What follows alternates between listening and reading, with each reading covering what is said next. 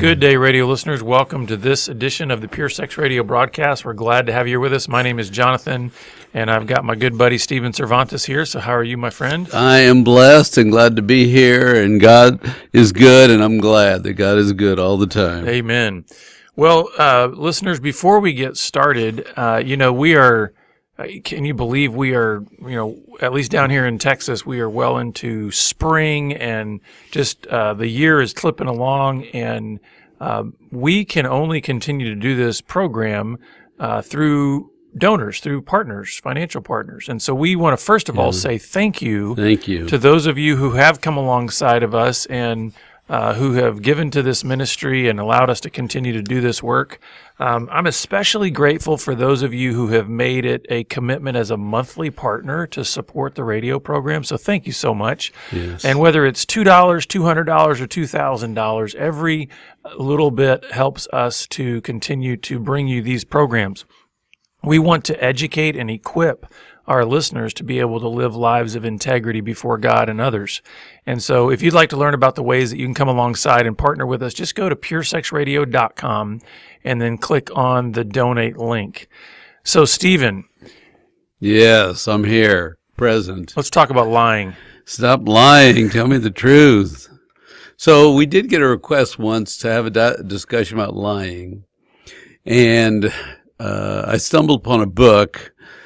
It's a kind of a more thoughtful, heady book than a 1, 2, 3 lying defined A, B, C, D, E, because she jumps around, tells all kinds of stories. And so you're going to intro the book and lift it up, or am I going to? Yeah. So the book is just entitled "Anatomy of a Lie" by Diane Kampf. Yep. And so this is what the book looks like. I notice it's a little bit dated. About 20 years old or so. But hey, does the anatomy of a lie change? I mean, lying is still lying. And she's an MD, and she's so very thought-provoking. And so if you like that kind of different areas, she'll jump around, and you'll be surprised. How do we jump to that section? And then she'll talk about lying from a different perspective. And so she starts with, once we start lying to ourselves, we get to the point where we can't recognize the truth, because lying is easy, lying is quick, and it starts to blur together. Mm-hmm. So I say something, and I hope you say something smart back, Yeah, well, I mean, I can especially relate to this in the throes of my addiction. Because if you think about it, I mean, where any kind of addiction will lead a person is to deceive, to hide, Yes. and that means you have to lie in order to keep doing the secretive, unknown things that you're doing that you don't want other people to know about. At some point, you have to lie. The other thing about it, too, is that I found that I wanted to present myself as other than what I was. And the thing is, here's what I found. The longer I told people what they wanted to hear versus what was actually going on, I started to believe what I was telling them that they wanted to hear. That's it. You start blurring. Even though it was a lie, it was totally false. And that's where it does get confusing, because you think, well, am I this guy or am I this guy? Isn't that interesting? It's weird. It really does get fuzzy. You wouldn't think that. If you don't lie much, you would think that's very odd. Mm-hmm. But I think if you're in the world of making up stuff, it gets sort of confusing. You could live in either world. And I'm sure there's a lot of wives out there listening right now that says, yes, yeah, that's what my husband does. He sort of gets a blank look on his face when I call him out on a lie, and he starts to defend, and he starts to think that I'm the crazy one. And because you can get so self-deceived with your own lies that you start to believe that they're and true. It's interesting because you're saying my lying is a protection mechanism for me.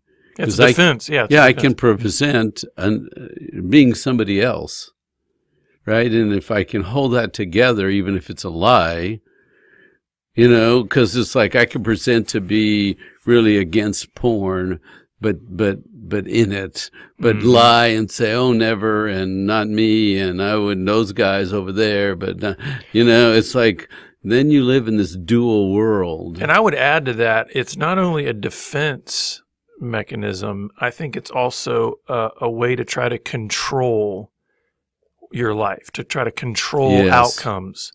Like you go, hey, if I tell the truth, this may go in a direction that causes conflict and difficulty in my relationship or whatever.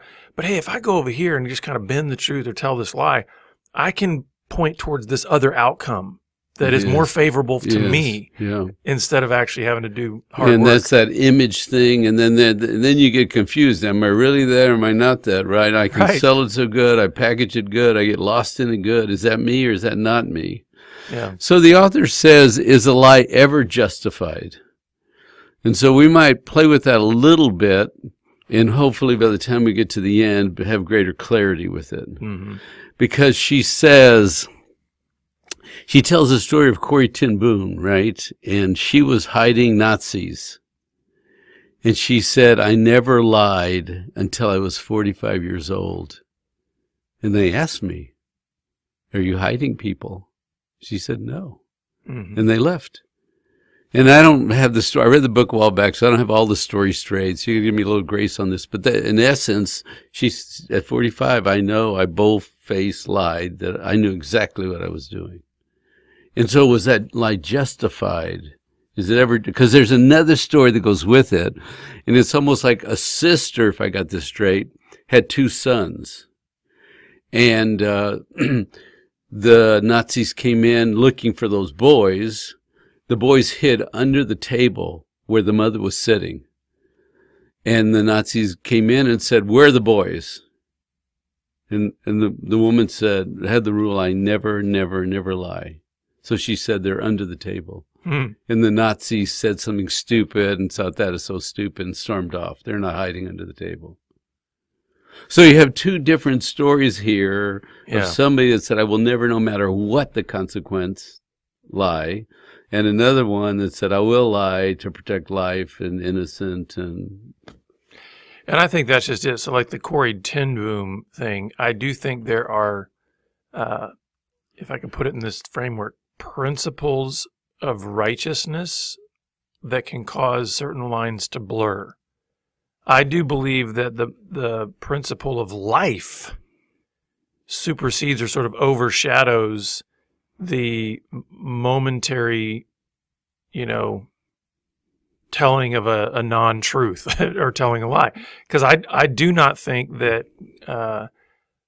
God would hold Corrie ten Boom condemned for doing what was necessary in that moment to protect life. Mm-hmm. Does that make sense? Yeah, it makes a lot of sense. But then the thing is that we always have to bring our conscience then before God, don't we? Yes. He's the final arbiter.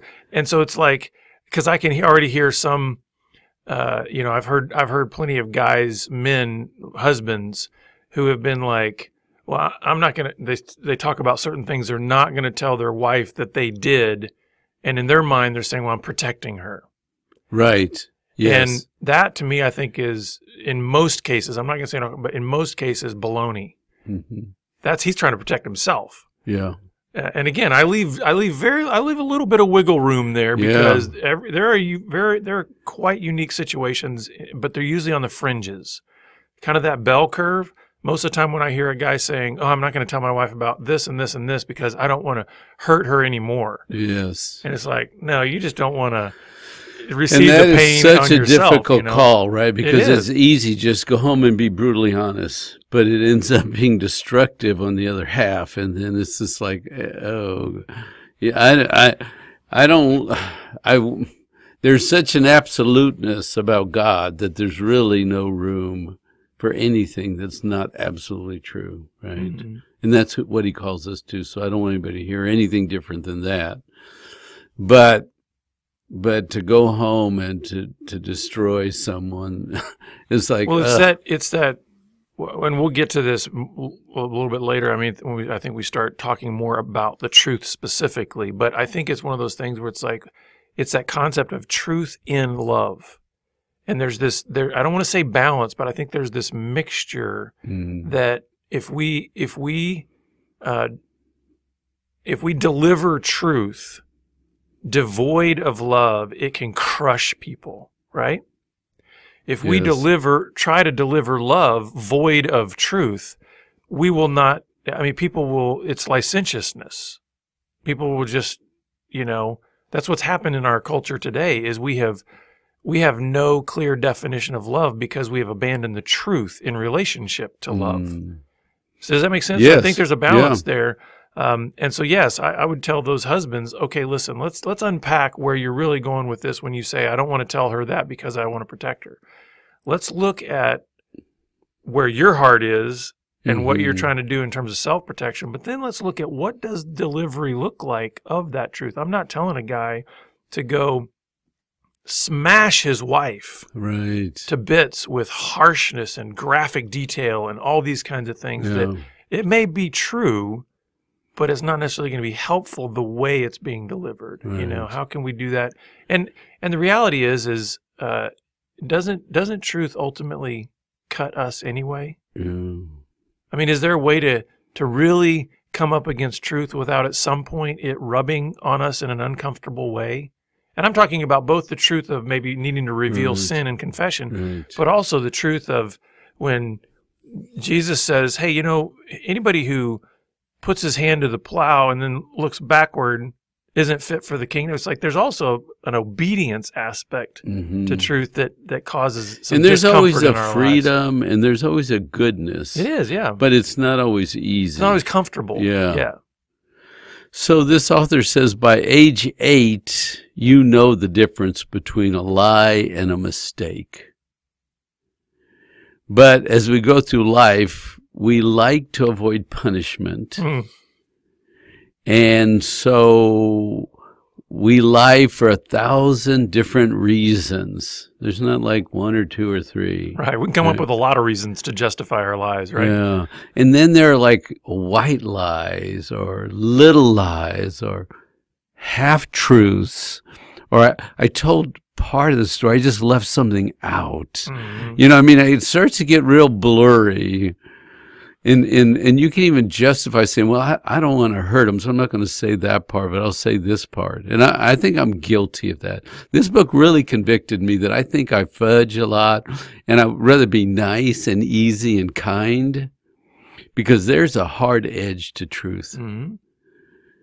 And I don't know. I really, after I had to start examining, do I absolutely always tell the truth? And I always believe 100% of the time it's good to tell the truth.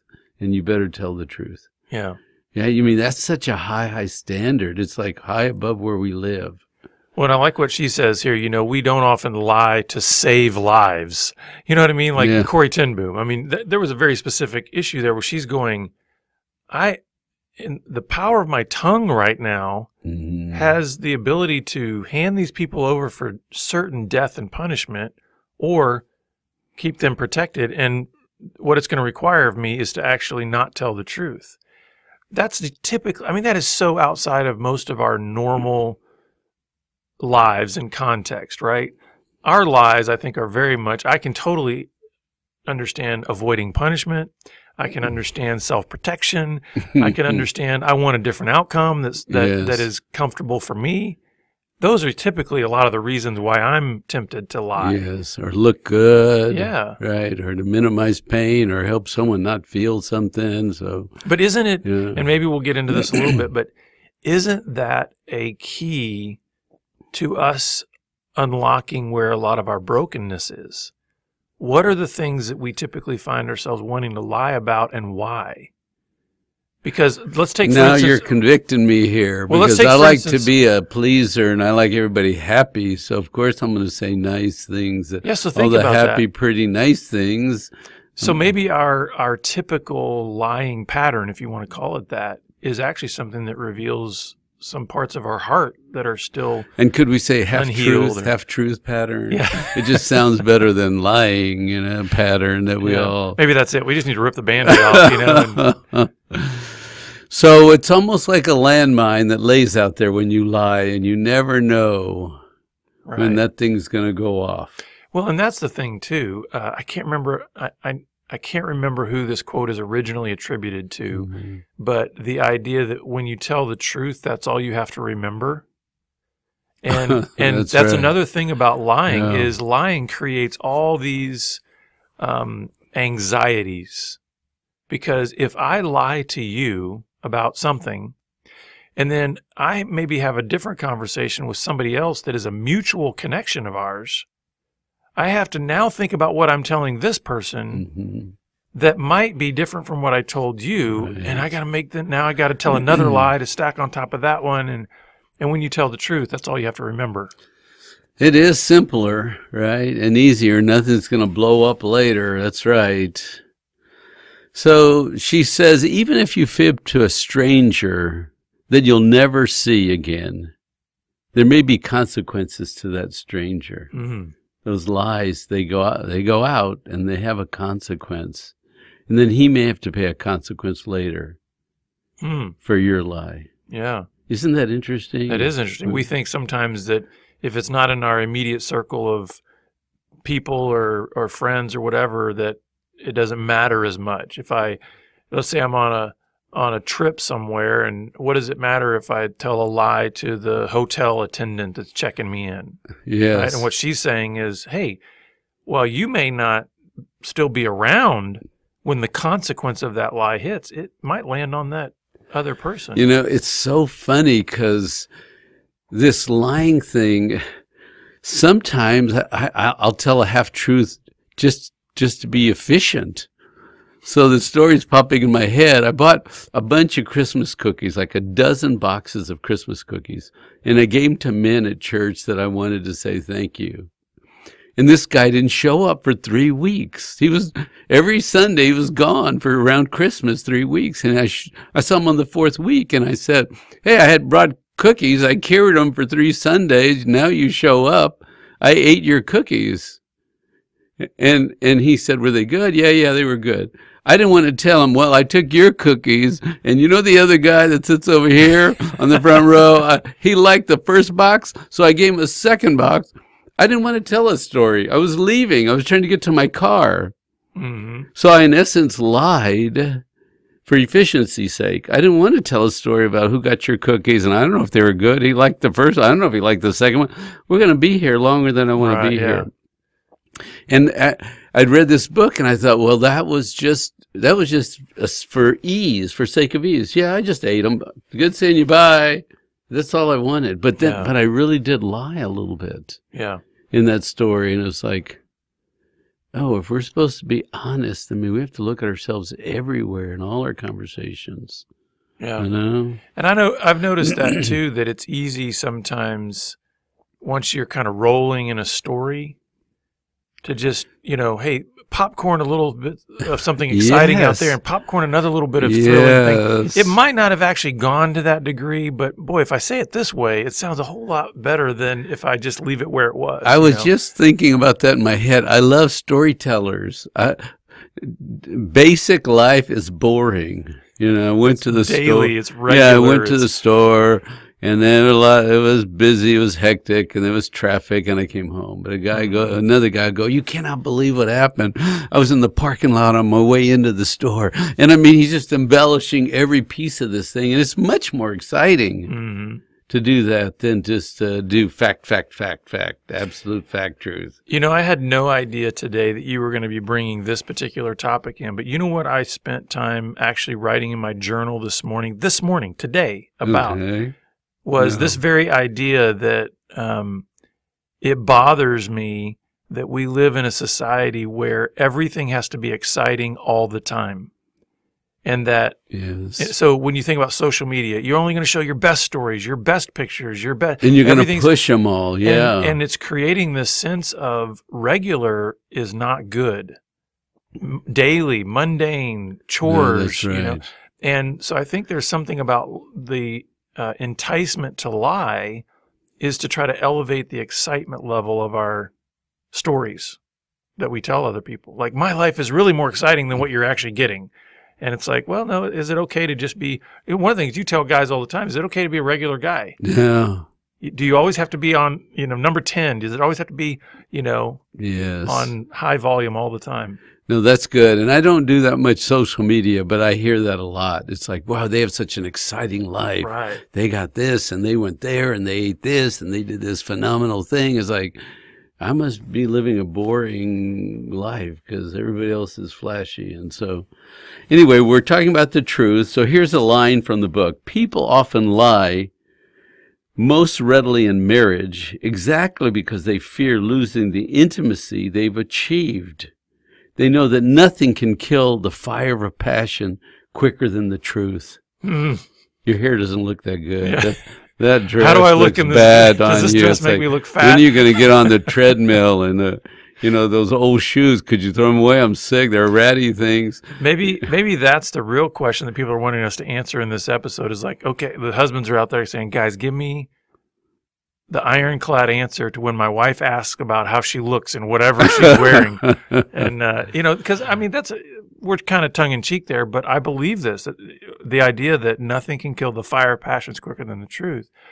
But I think that's because we're not used to making that the common connection in our relationships. Think about it, Stephen. What is dating all about?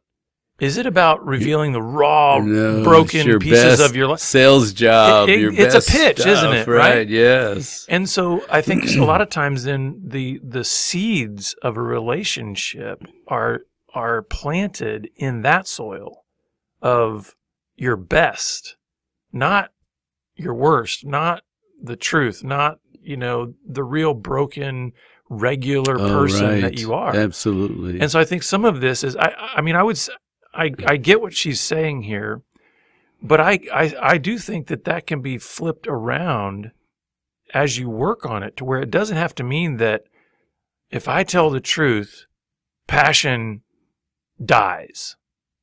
You know what I mean? Right, because there's another line in the book. It says intimacy grows through truthfulness. Yeah, you do have to shift the paradigm though. And so I think what we're talking about here is if there's been a lot of half-truths, if there's been a lot of the soil of lying, you're going to have to start planting in a new field of truthfulness. Yes. And that's hard work. And there's no safety without truthfulness, right? Right. You can't have intimacy. You can't be well connected if somebody's lying and pretending. That's the shifting sand story. Or you're building on the rock of truth or the sand of half-truths, and that thing could shift right out from under you. Could be false intimacy, but if it's not built on truth, we don't have true intimacy, right? Right. So she says, a dad will spank his kids for lying, and then later his wife will ask him about what he's doing on the internet, and he'll just tell a little half-true, a little fudging story. Mm-hmm. And it's like, that's the two sides of us, right? We're going to hold a standard of truth, but when it's convenient for us to fudge truth, we're going to do it. Well, and it's no wonder then that you have kids that are raised with incredible confusion and really, if I can put it this way, disrespect for their father in that situation, right? Because we have this false notion that kids aren't that great at observing our lives when in fact they're phenomenal observers. They see stuff we don't even think they're seeing.